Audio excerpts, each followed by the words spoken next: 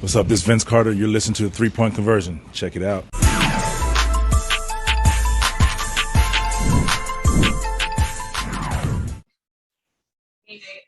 After a game like this, is this coming from tired legs and only having 36 hours to turn it around, or what do you kind of take away from this I one? don't think it's tired legs. I thought Miami played another level. We talked about that in our locker room, that in the playoffs, there's another level that you have to get to. They already play with a high intensity, aggressiveness, every possession. And, they showed us, tonight that there's another level that we have to get to in order to compete in these playoffs. What did you see from just their defense? I felt like they were relentless. They just kind of kept swarming there on that side. Well, that's what they do. They're a very good defensive team. Really, all five guys that are out there are good individual defenders, and they are connected as a group. And, they established their defense really early, I thought, in the game. And, I thought we played in our first option, basically in that first quarter, pretty much the first half, where we came down, we either shot the ball or one pass and a shot. And you have to be more patient than that, get the ball moving against their defense and play in your third and your fourth options. And I didn't feel that we did that early in the game. You mentioned that they showed you have to reach another level. You guys have been here before and have reached that level. Are you confident that you can get back to that, to playing that style that you played before? We got to get to another level. There's another level of intensity where every possession you're locked in and you're focused on winning that possession. Certainly on the defensive end of the floor, but also offensively. Understanding that you have to execute and value every possession in these games. John got his first minutes since March 11th. What were your expectations for him, and what did you see out of him tonight? I thought he was good for us tonight. He hasn't played in really over a month, and it was a game time decision, so a little hesitant, putting him out there, but I thought he was okay. He felt okay. We put him in at that backup 5 position, and it was good to see him out there again. But he has to, of course, get his rhythm, with his teammates again. But it was good to see him back out on the floor. They got a lot of attempts there in the restricted area. Do you think that's where you kind of miss Clint? Yeah, but I thought they were the aggressors really all night long on both ends of the floor. Defensively, we really never established that we could stop them. And, they basically had a rhythm and good ball movement, and pretty much was scoring at a high percentage. They're switching on Trae Young. Could you talk about what you want your offense to do? And also him shooting 1 of 9, was that just frustration or being taken out of his game? Or no, we've seen that. We've seen that all season long, teams switching. And, our last game here, that's the defense that they play, so it's not something that we didn't expect. We didn't anticipate. We knew that that's their defense. You know what they're going to do. You have to execute against that. And, they are a good team. They switch 1 through 5, they're 5-man Bam. They feel confident that he can guard a guard. So you have to do some things to take advantage of their switching. And, tonight, it wasn't a surprise, the defense that they were playing. I didn't think we executed properly against it. Any more questions in the room? Thanks, Coach. All right.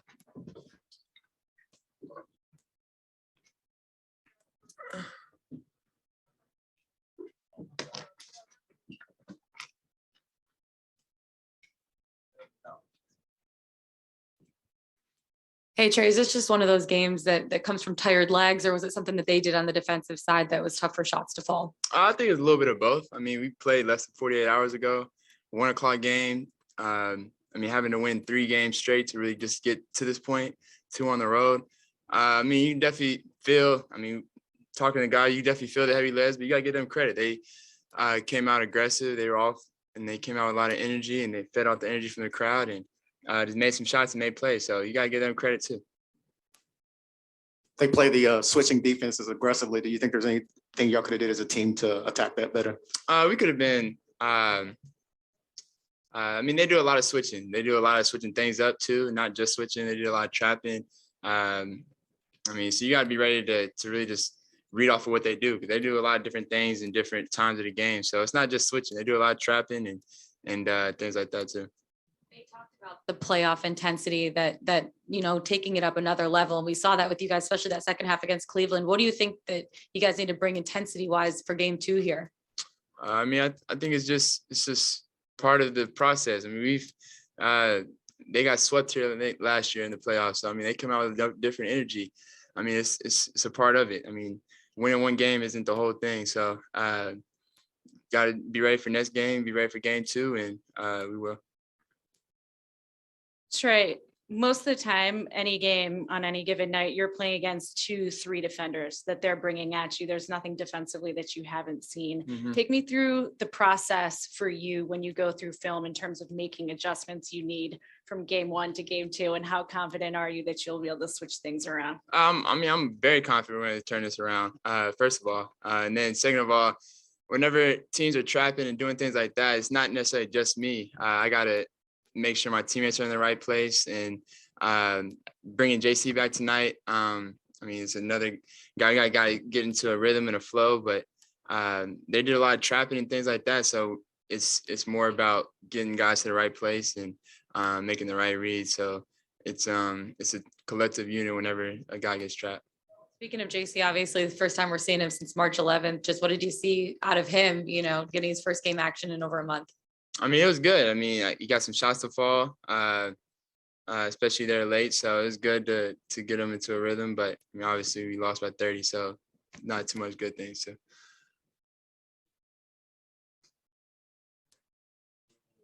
One question from Zoom. On Zoom, we'll go to Terrell Thomas.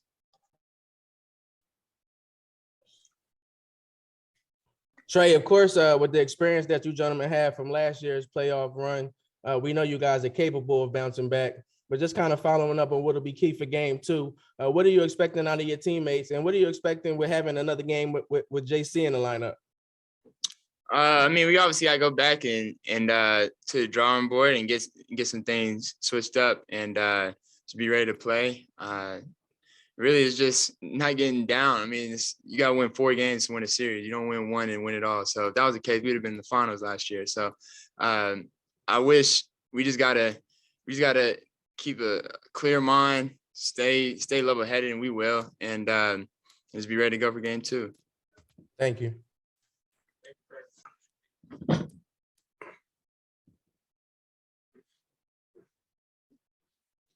Hey, Gallo, just what were the Heat able to do today on the defensive side that made it so tough for shots to fall for everyone on offense?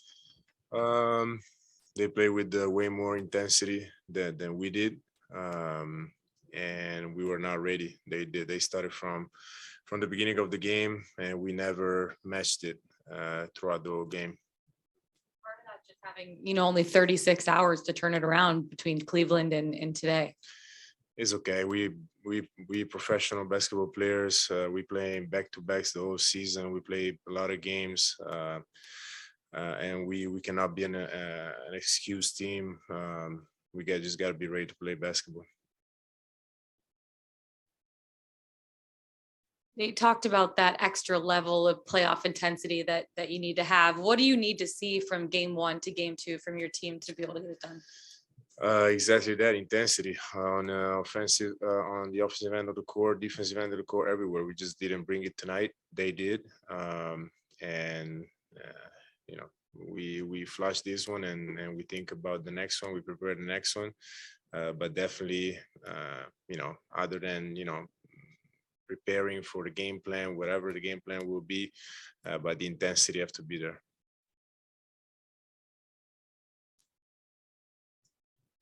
I was going to ask you how difficult the Heat is to guard when they spread the floor and their shooters like Duncan Robinson and Hero are on, and when Butler's driving to the basket.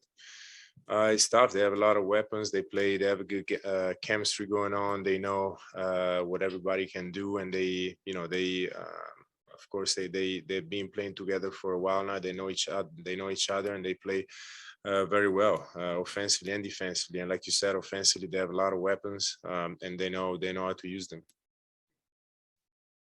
Any more questions in the room? We have 2 questions on Zoom. First question on Zoom goes to Allison. Hey, Gallo, I know you're talking about the intensity, but why do you think that you guys weren't ready for this game? And do you think it's kind of the wake-up call you needed to kind of get the spark going for this playoff series? I have no idea why we're not ready. We're supposed to be ready. This, game 1 of the playoffs. You gotta be ready. There is no other way to be or approach a game like this. I honestly don't know why we're not ready, but we better be ready for game 2. Final Zoom question goes to Davide. Ciao Danilo, looking at game 2, what do you think you guys need to make different to, play a little bit better and be more competitive? A lot of things. We just, first of all, like I said, our intensity, and then our game plan defensively has to be better, and our game plan offensively has to be better. But the first thing is the intensity and get stops and run the floor better. Offensively, we gotta have that look at their defense, what they do, and trying to find ways to be more effective on the offensive end of the court. All right.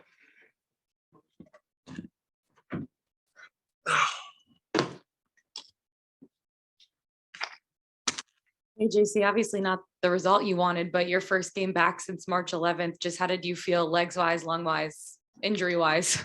Yeah, I felt, better than expected. I feel like the adrenaline took over a little bit. Obviously trying to just handle it the right way, make sure I'm going out there in the best possible state. Just try to be myself. Obviously a little bit of a while as I've last time I've been on the court, but I feel like I caught my wind. Definitely wanted a better result though. So got to go back to the drawing board. For you, what was that recovery process like over the last, month and a couple weeks for you, just healing from the finger, the foot, all of that? Yeah, it's been tough. Obviously a finger injury, me being a right-handed person and it being my right hand, obviously just creates a little bit more of issues than I thought I would necessarily have. And then, plantar fascia, it just being on my heel, just the very specific places of them obviously gave me a little bit of trouble. But as I said, just trying to be delicate, have a plan. And I feel like we've been trying to stick to that to get me back right. So just trying to do it the safe way, but I feel good. Yeah. When did you know, I guess, that you were feeling, 100% ready to go for a game like today? I don't necessarily know if I'll feel 100% anytime soon. As I said, it's more so about just understanding, do I feel comfortable going out there and just hooping? I feel like I know I won't be pain-free, but I'm just good. I don't think anybody's pain-free at this point in the season. So just trying to make sure I'm not in there, interrupting anything for the long term. In terms of a 36-hour turnaround for the team to play in Cleveland and then come here, play a 1 p.m. game against the #1 team in the East, just how difficult is that mentally, physically for a team to do that and get up to the intensity that the Heat was playing with? It's definitely not easy. We know what they're going to do when we step into this building. We know how they like to play. It's going to be a dog fight. Going to be gritty, going to play hard, and they're going to play together. So just us understanding that and just having a stronger mentality next time we come out. But we know the Heat aren't #1 seed in the East for no reason. So we just got to come back with a better game plan. John, two things. Obviously, you're a good rebounder anyway, but do you feel even a greater burden to do even more of that with Clint out, or a greater burden to do anything else with Clint out? Damn right. Excuse my French. CC is a big part of what we do, a big part of our anchor down in the middle, and we miss him, and we're going to try to do our best to make up for the difference that we don't have when he's not here. So. And one unrelated thing, in terms of defending Bam, how has that changed over the course of his career, your young career and his? What has he developed now that maybe you have to respect more as a defender than maybe 2 or 3 years ago?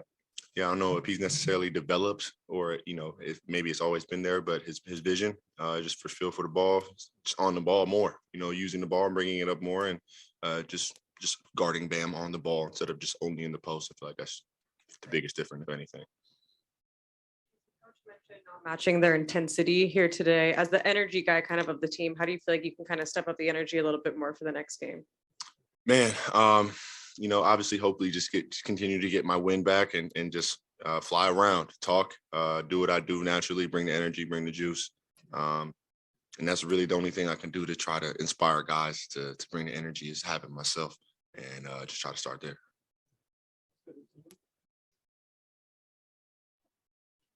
First question on Zoom goes to Allison. Hey, John, with Clint Capella going down, did it give you kind of like a greater sense of urgency that you had to kind of push through and be here for your team since you're not feeling totally at 100% yet? Or were you trying to go no matter what for game one?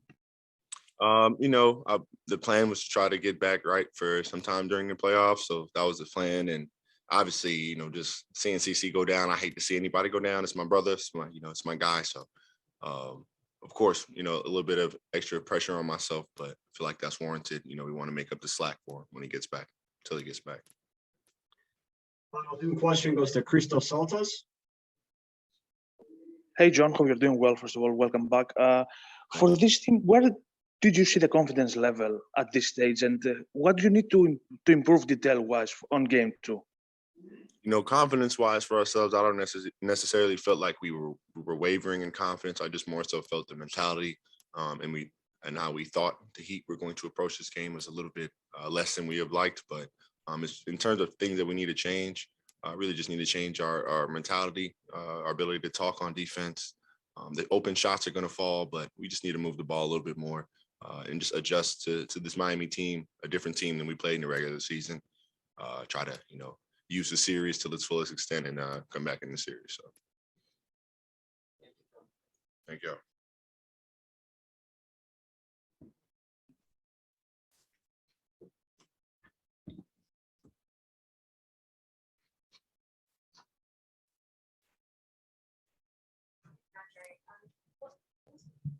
What stood out to you about just Miami's defense and how stout it was?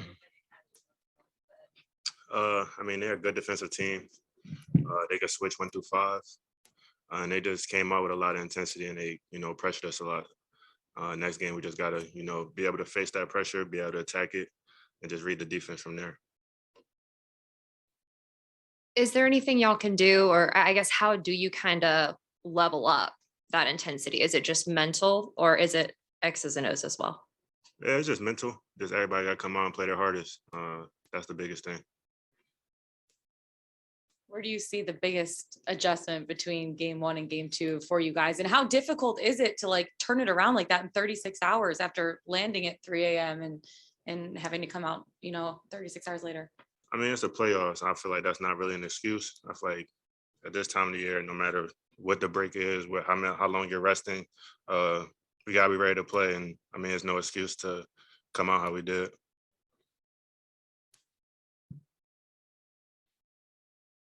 So they've changed somewhat in their lineup since y'all played them a bunch. Obviously played them last week, but before then it was a group with Robinson, Tucker, Bam, Jimmy, Kyle. They put Strus in the starting lineup, Robinson off the bench with Hero, have 2 floor spacers there. How has that changed defending them both as a starting group and off the bench?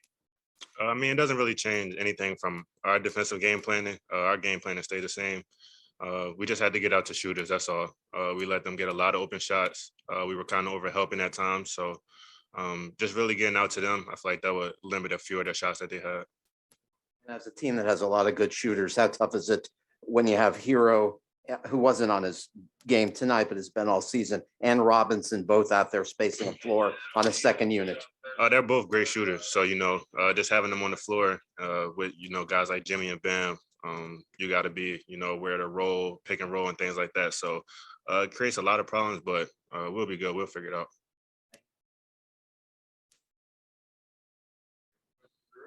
I think we're good to go.